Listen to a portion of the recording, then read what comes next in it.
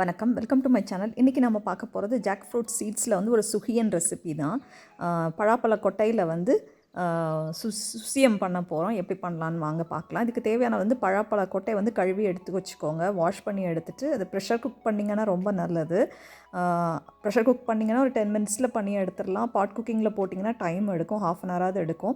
இதுக்கப்புறம் jaggery syrup தேவை நமக்கு. வெல்லத்தை நல்லா கரைச்சி வடிகட்டி வச்சுக்கோங்க. அல்லது ரா சுகர் இருந்ததுன்னா உங்கள்கிட்ட எடுத்துக்கோங்க. அது போக காடமம் தேவை நமக்கு, ஏலக்காய் தேவை, ஃப்ரெஷ் கோக்னட் இருந்ததுன்னா இந்த மாதிரி நீங்கள் திருவி வச்சுக்கோங்க. அல்லது டெசிகேட்டட் கோக்னட் கூட, தேங்காய் பூ கூட எடுத்துக்கலாம். இது போக நமக்கு வந்து இட்லி பேட்டர் வேணும். நமக்கு இட்லி மாவு இருந்துன்னா எடுத்துக்கோங்க. அது கூட கொஞ்சம் ரைஸ் பவுடர் அல்லது கார்ன்ஃப்ளவர் சேர்த்துக்கோங்க. அப்போ கிறிஸ்பியாக இருக்கும். இப்போ நான் வந்து ப்ரெஷர் குக் தான் பண்ண போகிறேன் ஒரு 10 மினிட்ஸ்க்கு. நீங்கள் பாட்டில் போட்டு கொதிக்க வச்சிங்கன்னா ஒரு 1/2 அன் ஹவர் எடுக்கும்.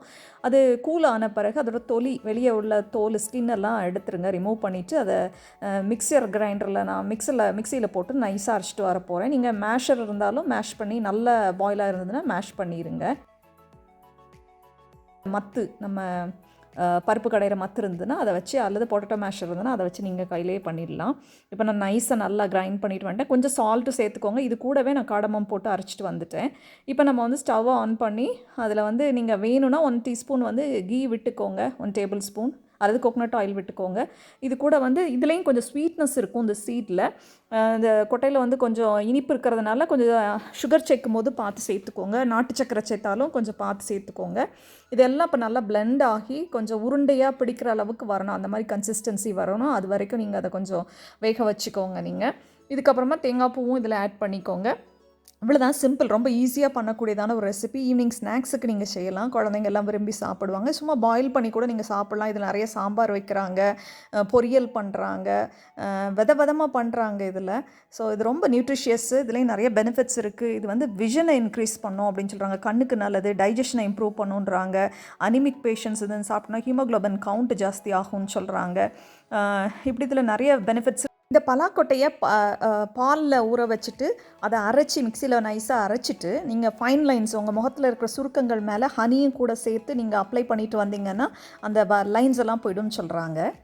இட்லி மாவு இல்லாதவங்க மைதா மாவு எடுத்துக்கோங்க, ரைஸ் பவுடர் அது கூட சேர்த்துக்கோங்க, முட்டை சேர்த்துக்கோங்க, சுகர் சேர்த்துக்கோங்க, உப்பு சேர்த்துக்கோங்க. முட்டை பிடிக்காதவங்க கொஞ்சோண்டு சோடாப்பு சேர்த்துக்கோங்க. இது சூடு ஆறின பிறகு நம்ம ஒரு சின்ன சின்ன லெமன் சைஸ் பாலை அதை உருட்டி வச்சுக்கலாம். நம்ம அதை உருட்டிகிட்டு இருக்கிறேன் நான்.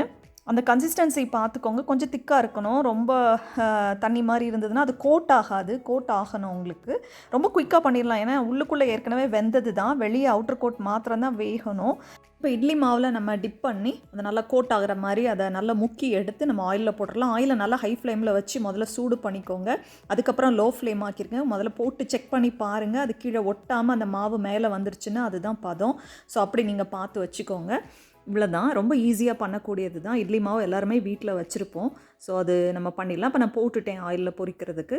அதை போட்டுட்டு நீங்கள் லோ ஃப்ளேமில் ஆக்கிட்டு எல்லா பக்கமும் நல்ல வேகிற மாதிரி உருண்டையாக இருக்கிறதுனால எல்லா பக்கமும் வேகணும். வேக விட்டு நீங்கள் எடுங்க. வெறும் நமக்கு இந்த வெளியே உள்ள கோட்டிங் மாத்திரம் ஃப்ரை ஆனால் போதும், நம்ம எடுத்துடலாம். இது வந்து எல்லாருமே விரும்பி சாப்பிடக்கூடியதான ஒரு நல்ல ஒரு ஸ்நாக்காக இருக்கும். கண்டிப்பாக செய்து பாருங்கள். ரொம்ப டேஸ்டியாக இருந்தது. இது வந்து யாருமே சொல்ல முடியாது பலாக்கொட்டையில் பண்ணது அப்படின்னு சொல்லிட்டு, யாராலையும் கண்டுபிடிக்க முடியாது. நம்ம எப்பவும் செய்கிற அந்த சுசியம் மாதிரி தான் இருந்தது. செய்து பார்த்துட்டு எப்படி இருந்ததுன்னு கமெண்ட்டில் சொல்லுங்கள். இந்த ரெசிபி பிடிச்சிருந்துன்னா உங்கள் ஃப்ரெண்ட்ஸ் அண்ட் ஃபேமிலிக்கு ஷேர் பண்ணுங்கள். மறக்காமல் பெல் ஐக்கனை டச் பண்ணுங்கள். அப்போ தான் லேட்டஸ்ட் அப்டேட்ஸ்லாம் கிடைக்கும். இது வரைக்கும் நம்மளோட சேனலை சப்ஸ்கிரைப் பண்ணாதவங்க சப்ஸ்கிரைப் பண்ணுங்கள். இதே மாதிரி வேறு ரெசிபிஸும் சுசியன் ரெசிபி நான் ஸ்ப்ரவுட்டட் மூங் தாலில் பண்ணது இருக்குது, பாசிப்பயிரில் பண்ணது இருக்குது. அதோட லிங்க் கொடுக்குறேன், போய் பாருங்கள். தேங்க்யூ ஃபார் வாட்சிங், subscribing my channel. Have a good day.